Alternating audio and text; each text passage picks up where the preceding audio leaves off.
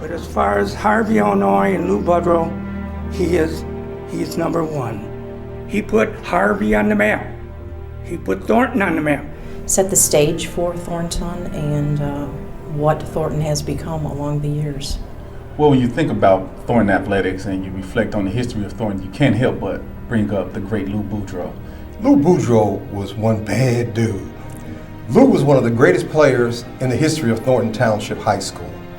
Thornton Township High School has produced a plethora of great high school athletes. Lou Boudreau set the tone for all of that. Lou Boudreau, by virtually unanimous consent, is the greatest athlete in Thornton's long and storied history of great athletes.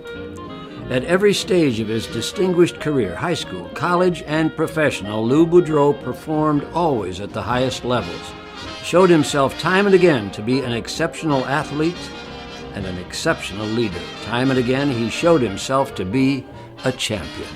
Number one, he was a winner. Think about what he did here at Thornton. Baseball, basketball, won all the time. At the pinnacle of wins, too, not just like the low level. He won at the pinnacle. He excelled, I think, in just about everything that he did. At Thornton, as many of you may recall, in 1933, Lou was a member of the legendary Flying Clouds basketball team and an eventual three-time All-Stater in basketball who led the Flying Clouds to the state basketball championship. In 1934 and again in 1935, the team reached the state finals, coming in second each time. Lou was the first player in the history of Illinois to compete in 3 state basketball championships in a row.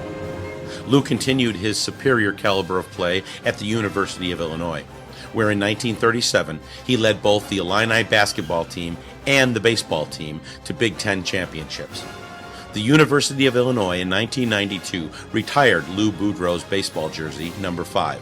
This recognition put Lou in the elite company of just 2 other Illini legends who have had their numbers retired, Red Grange and Dick Butkus. From the U of I, Lou joined the Cleveland Indians. And in 1941, at the age of just 24, Lou was named the player manager of the Indians.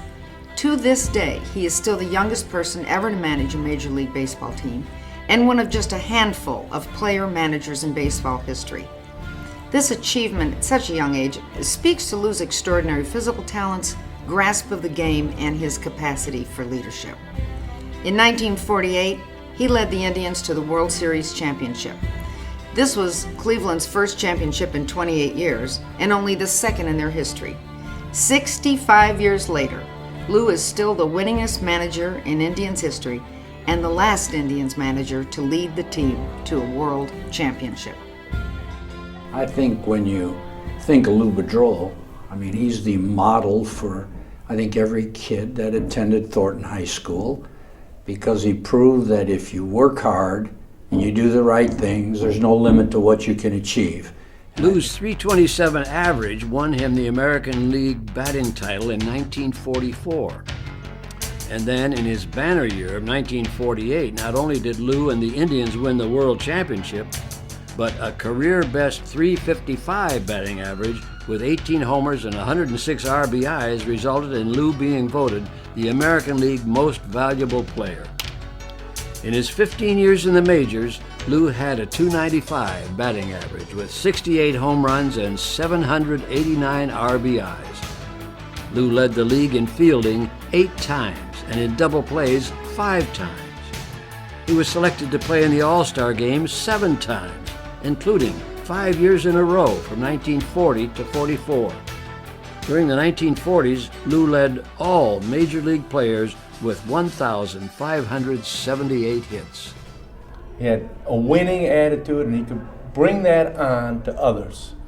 And that's what I think separates, though, Lou from others, was leadership. Lou was gifted not only as a player, he was also one of the most astute strategists of the game. Even if all his other accomplishments were set aside, Lou would still hold a special place in the annals of baseball for devising the Boudreau or the Ted Williams shift, a unique alignment of infielders and outfielders to the right side of the diamond to limit the openings for hits by the almost exclusive pull-hitting Ted Williams. A leader and a trailblazer in even larger social terms, Lou was the manager when, in July 1947, Bill Veeck and the Cleveland Indians signed Larry Doby as the first black player in the American League, just 3 months after Jackie Robinson had broken baseball's color barrier in the National League. His innovative and bold leadership, his great athletic abilities, and his standout character prompted his former teammate and fellow Hall of Famer Bob Feller to say of Lou, "He was the greatest shortstop I ever saw. He was afraid of nobody. He was a great manager, teammate, and friend, just a great man. There is not a more gracious man than Lou Boudreau, and there have not been many better all-round players." Lou played with Cleveland from 1938 to 1950, and he finished his playing career with the Boston Red Sox from 1950 to 52. After the Indians, Lou managed the Red Sox from 1952 to 1954, the Kansas City Athletics from 1955 to 1957, and our own Chicago Cubs for part of the 1960 season. In 1970, Lou was awarded baseball's ultimate honor and was inducted into the Major League Baseball Hall of Fame. That same year, the Cleveland Indians retired Lou's number 5, making Lou only one of 6 Indian players to ever have their numbers retired. I had a pleasure of meeting him several times throughout the years, but I do remember as a kid most specifically when he was inducted into the Baseball Hall of Fame in the big parade we had here in Harvey, in the ceremony at the football field at Thornton. It was just awesome, and one of those things as a little kid you just never forget. After his stint as the manager of the Athletics ended, Lou joined the WGN sports broadcasting team to be the color commentator of WGN's radio broadcasts of the Cubs games, a relationship that would last for 30 years. Surely there are many of us today who still remember listening to and watching on Channel 9 Lou in his deliberate, thoughtful manner, analyzing and anticipating and evaluating the multiple actions on the field as they took place. His keen intelligence and grasp of the game were always on full display in these broadcasts. With Lou's reputation and success in the game, there's no doubt he could have chosen anywhere in the country to become a broadcaster. But instead, Lou came back to Chicago. But more importantly to all of us, to this school, to this town, when it came time to choose a place to live, he chose Harvey. What I do know of Lou Boudreau, when I was a child, living and growing up here in Harvey, my dad would drive by. I would be in the car with my dad. He said, "Hey, that's what Lou Boudreau's house is," and it was like, wow, this is the great Lou Boudreau. And it was such an honor to have this man living in our community, our little blue-collar community. What I would soon learn about Mr. Boudreau was that he was a wonderful man who would reach out to me as a coach, role model, and mentor. For nearly a decade, he was a member of the District 205 School Board. Lou's participation on the school board and his commitment to Thornton were closely connected to his relationship with the superintendent, Dr. James Logsdon. Dr. Logsdon had been one of Lou's teachers at Whittier Elementary School. When Louis was in 5th grade, J.D. Logsdon taught him the fundamentals of basketball. And Lou credits both Dr. Logsdon and his high school coach, Jack Lipe, with imparting to him life's lessons that would be instrumental in his successes throughout his collegiate and professional careers. The Lou Boudreau Room is so appropriately named because, without question, Lou Boudreau is the greatest Thornton athlete of all time. He's the quintessential choice to represent the athletes of Thornton.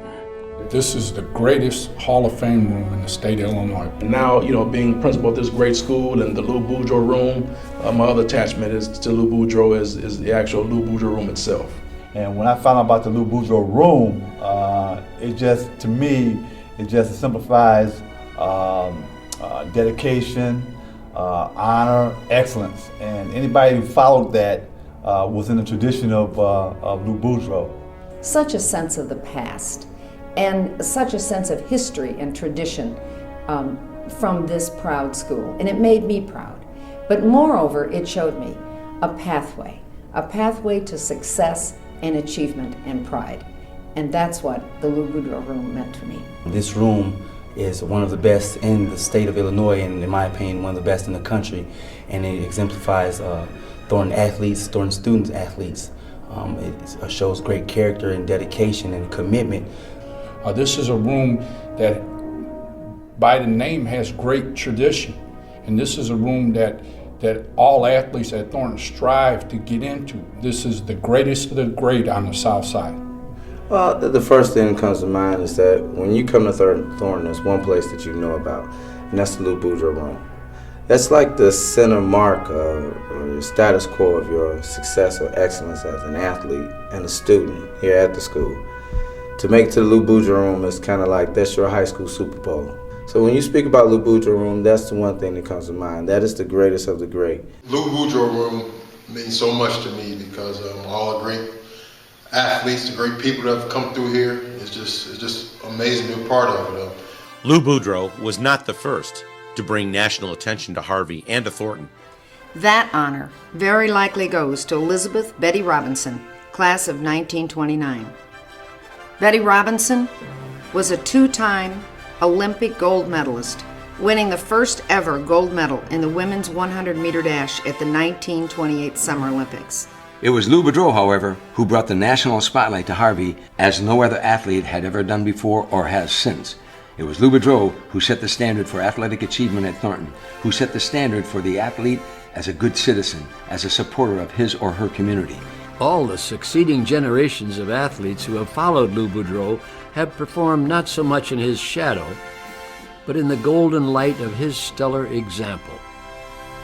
Frank Bauman, Paul Jackson, the great football teams coached by Tiny Huddleston, the 61 basketball team, the 66 football and basketball teams, the 1990 state football champions, the remarkable 95, 96, and 97 basketball teams that played in the state championship game 3 years in a row, the 2009 basketball team, Chris Williams, repeat state wrestling champion, the current boys and girls basketball teams. All these teams and players, whether consciously aware or not, carry with them and play within a tradition established in great measure by the great Lou Boudreau.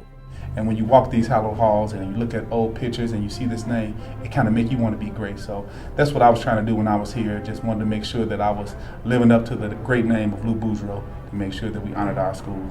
So we're standing here today, and I think we're all proud to be here to continue with the legend of Lou Boudreau. I've often said that on the dictionary where it says gentleman, all they need is Lou Boudreau's name behind that. Just a great guy. Went up to the hospital during Lou's later years when he was quite ill to pay him a short visit. And we were pleased that as we entered the room while he couldn't talk, Lou showed his recognition that he knew both Bill and I, and that was the day before Lou died. When he died the next day, I'd like to think that he rejoined the Flying Clouds, this time in heaven.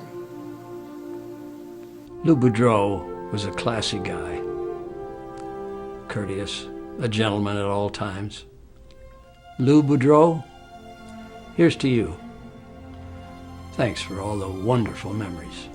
My impression is that Lou Boudreau was a great father, a great man, and a wonderful human being. His greatest accomplishment was the way he carried himself. He carried himself with great dignity. He had such good core values. And if this is what came from Harvey, Illinois, then Harvey, Illinois must be a very good place to grow up in.